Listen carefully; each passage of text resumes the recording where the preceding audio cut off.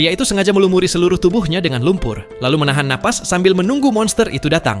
Benar saja, saat monster itu lewat tepat di sampingnya, makhluk tersebut sama sekali tidak menyadari keberadaannya. Untuk memastikan cara ini benar-benar berhasil, Jimmy meraih sebatang sulur dan berayun ke pohon lain, sengaja memperlihatkan posisinya. Monster itu langsung merasakan keberadaannya dan mulai mencari ke segala arah, tetapi tetap tidak bisa melihat Jimmy. Dari situlah Jimmy mendapatkan ide untuk melawan monster tersebut. Meski peluang menang sangat kecil, ia tetap memutuskan untuk mencobanya.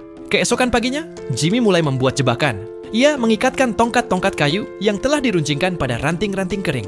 Setelah itu, ia menghubungkannya dengan sulur ke sebuah lubang yang ditutupi dedaunan. Lalu, menggunakan sulur, ia mengangkat batang kayu seberat 1 ton hingga tergantung tepat di atas lubang.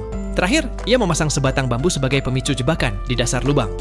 Namun, 2 jebakan itu saja belum cukup untuk mengalahkan monster tersebut. Malam harinya, Jimmy membengkokkan sebuah dahan besar hingga membentuk busur, lalu mengikat kedua ujungnya dengan sulur agar panah kayunya lebih mematikan. Ia membongkar 2 mortir, mengambil bubuk mesiu di dalamnya, dan membuat hulu ledak sederhana. Setelah semua siap, Jimmy menyalakan obor, berdiri di dekat jebakan, lalu mengaum keras untuk memancing monster datang.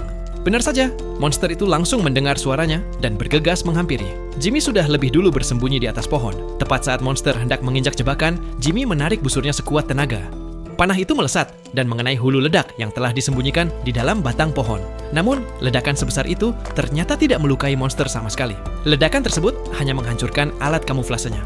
Karena tidak bisa menemukan Jimmy, monster itu mengamuk dan menembakkan senjatanya ke segala arah. Meski bersembunyi dengan baik, Jimmy tetap terkena tembakan dan mengalami luka parah.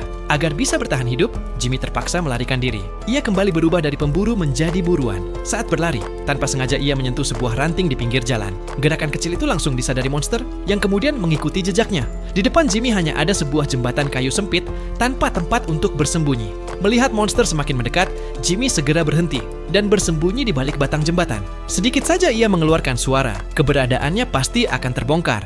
Baru setelah monster itu perlahan menjauh, Jimmy berani menarik napas.